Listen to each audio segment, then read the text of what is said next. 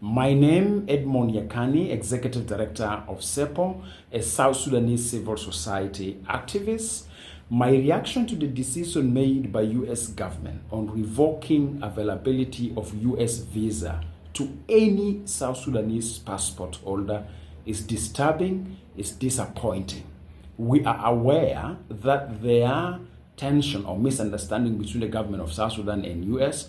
over matters of deportation of individuals who are South Sudanese from U.S. back home in South Sudan.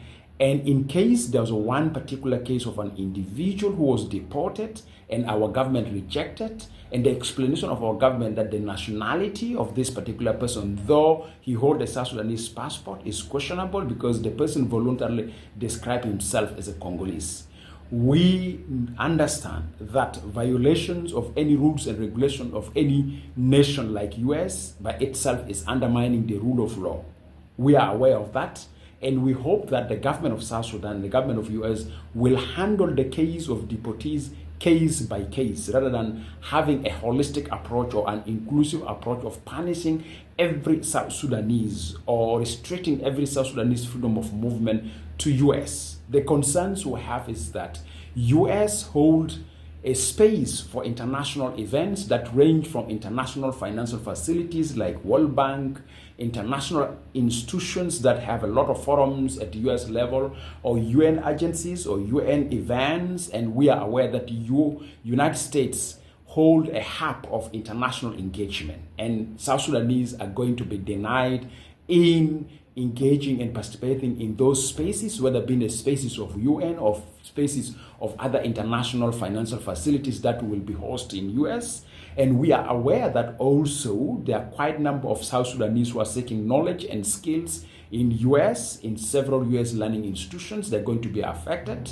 And we are aware that there are other South Sudanese who have sought asylum in US because of political issues back home, and they're also now at risk.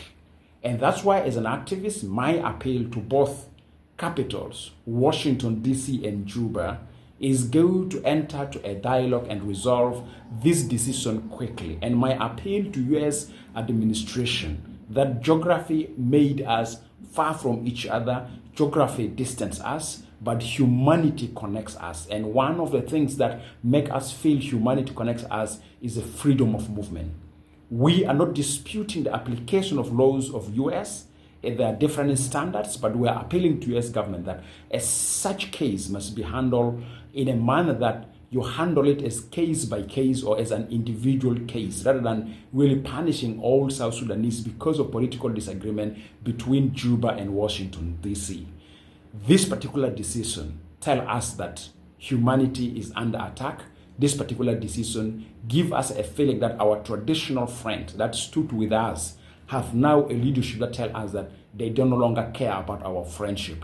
And we hope that this decision will be resolved quickly, because if similar decision is applied to US citizens, I know they will feel the pain, they will feel the difference. And that's why my appeal to the leadership of US that please reverse the decision, handle this particular situation case by case. And I'm appealing to our government that it is a primary responsibility of our government constitutionally to receive every South Sudanese passport holder that is identified in conflict with the law of any member state within the globe community or within the League of Nations. So our government should accept deportees because we have received similar deportees of other countries without any dispute. Why now are we demonstrating a sense of rejecting a deportee from US? And my appeal to Juba and Washington DC, it seems this single case is a very sensitive case that requires you to handle with a sense of responsibility, with a sense of respecting the citizens of both countries, US and South Sudan, to exchange movement